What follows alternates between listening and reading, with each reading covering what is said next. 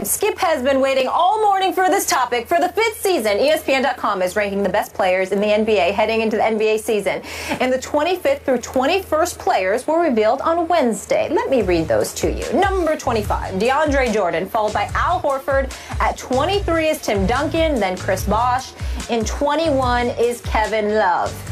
Kevin Love is ranked ahead of Tim Duncan. By 2 spots. Skip Bayless, go. Sick 'em. Stephen A. Smith, I'm going to put my seatbelt here on. Is great right now. On my seat here, and I'm going to remind our viewers that was it last week, maybe the week before, also. We debated the rankings by this, what I reminded you of, an esteemed panel of our ESPN colleagues, more than 100 of them, writers and editors and analysts, who ranked Kobe Bryant 93 and Dwayne Wade 46. And you were just all over this panel. I said, be careful here, be careful. These are your colleagues, highly respected colleagues. And now I'm wondering today, who are these people and what are they trying to do to Tim Duncan? This is the biggest joke in the history of jokes, that Kevin Love would be ranked 2 slots ahead of the great Tim Duncan. I mean, we just talked about Tom Brady. Listen, Tim Duncan is in the echelon. He's somewhere in the discussion. I'm comparing apples to oranges, but with Tom Brady. Tim Duncan, by the way, Stephen A. Smith, had one of his greatest years ever last year when he was the best player on my very talented San Antonio Spurs. Meanwhile, Kevin Love, who had toiled in the shadows in Minnesota for year after year, 6 years there, been a star on a bad team, and it was a bad team because he couldn't lift it into the playoffs one time. And I realize he averaged 19 and 12 when he was in Minnesota, and last year for the Cleveland Cavaliers in his first year, he averaged 16 and 10. I'm here to remind you that 16 times last year, Kevin Love did not play in the 4th quarter by the choice of his coach. 16 times. His coach said, we don't need you in the 4th quarter. And I'm assuming between the lines he's saying because you could be a little bit of a liability because you're not the clutchest guy. And the reputation of Kevin Love in Minneapolis was he didn't always want to take and certainly make the big shots at the big moments. Not that they had that many, but any of the big late shots in regular season games was not Kevin Love's forte. And need I remind you about this thing called playing defense? Kevin Love has never played any defense. They tried to get him to play a little bit last year, while Tim Duncan remained last year at age 38 the best rim protector in all of basketball. We could argue this all day and all night. I watch every game. Nobody guards the rim better than Tim Duncan. No jumping Tim Duncan. No dunking Tim Duncan.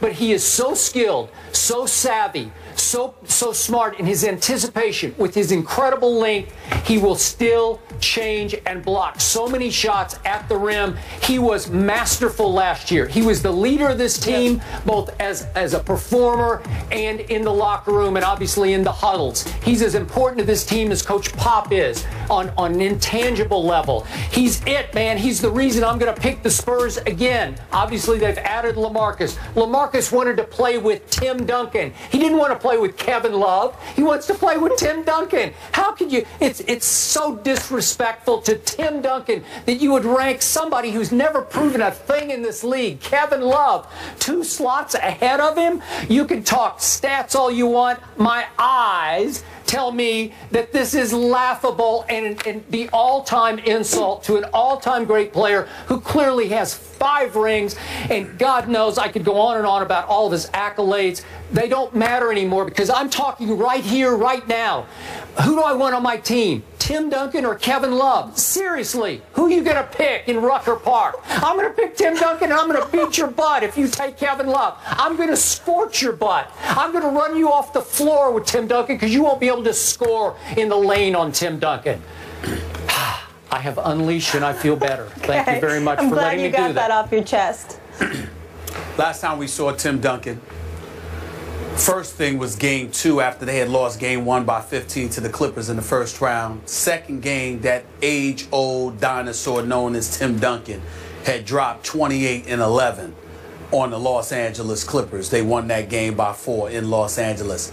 That game 7, back at the Staples Center. Thank you. Where Chris Paul drove into the lane and hit that bank shot to win that first-round series, which is one of the biggest wins in Clippers history. Tim Duncan walked off the court as San Antonio's best player, having scored 27 points, 11 rebounds. What was it, on 11 of 17 shooting from the field? This is what he has done. When he's rested the last 5 games, whereas Kevin Love had to sit out due to injury, Tim Duncan, considerably older, particularly in NBA lore, this guy missed 5 games last year, all due to rest.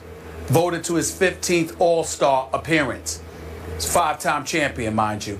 Considering the things that this man has done in his career, it is an absolute travesty that these folks with this poll, who, by the way, I still don't know who they are, and maybe that is a good thing.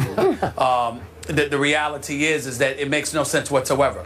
If you know anything about the game of basketball, Tim Duncan, he's not the same player anymore with his back to the basket, Skip. He's an average post player in some people's eyes, but he's incredible off the pick and roll.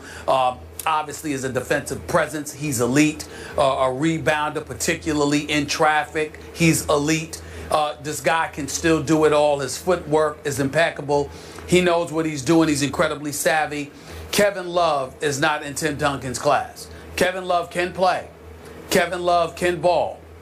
Kevin Love can certainly shoot 3-pointers. But at this juncture, considering his bevy of injuries, one will call Kevin Love simply a spot-up shooter in this day and age. Correct. And that's just about it, which is one of the biggest reasons why Tristan Thompson was raising holy hell about getting his money, and congratulating to him for finally getting that 5-year, $82 million deal. The reality is that you need Kevin Love if you're LeBron James and the Cleveland Cavaliers, and it's not to treat Kevin Love like he can't play, because he can play, Skip. He's a really good player, and he's a very good shooter. He's just not in the same class as Tim Duncan.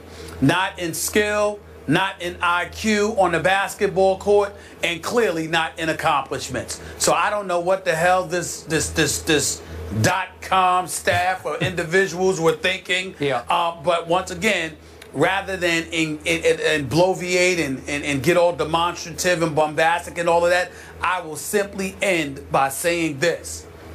I have absolutely, positively no connection to the folks conducting this poll whatsoever. Even if they are ESPN, it has nothing to do with me. I disavow any connection with them whatsoever, with some of the names that they've put in elevated positions compared to some of the names they've diminished. Tim Duncan at 23, D. Wade at 46, Kobe Bryant at 93. It's downright embarrassing. Thank you for saying that. Now that Stephen Naismith has spoken, I feel validated, vindicated, empowered, and I'm going to piggyback on your point about Game 7 at Staples against the Clippers. It was Chris Paul's, really, his coming out party in the playoffs. It was the best fourth quarter. Obviously came back from his hamstring pull. But Tim Duncan was special down the stretch in that game. And after he got called for what I thought was a bogus foul, remember, where he jumped and caught himself a little bit and barely bumped into Chris Paul after he had shot the ball, after the ball was up in the air. And they called a foul. Chris Paul made his 2 free throws to put the Clippers ahead by 2. Tim Duncan goes right down to the other end, gets fouled, steps right to the line. He's never been the greatest free throw shooter, although he made 74% last year, which is pretty great. And he made 2 huge clutch free throws, 9 seconds left to tie that game, which led to the shot. That shot from heaven where Chris Paul shot it up into the rafters. Guess who shot it over? Tim Duncan came completely off his man DeAndre all the way down to the baseline to almost block that shot, and Chris Paul had to arch it up into the rafters, and it kissed off the glass and fell. Way to go, Clippers. You deserved it. You knocked off the Spurs Game 7. But listen, Tim Duncan is still, he's so special as a passer. He averaged 3 assists last year. No better passing big man in basketball. So Kevin Love is not a passer. He's not a defender. He's not a rim protector. He's never led a successful team. No, also. Clearly, and he's not even a fourth quarter player. I think I just closed my case. Thank you. You did. Case closed. Moving on, a little NFL action to get into. The defending NFC champions have lost 4 of 6 games this season, so can Seattle right the ship? We need to get Mark Schlereth for this one, our former Super Bowl champ, to help this conversation. Seahawks, that's next. Ouch. Hello, Mark.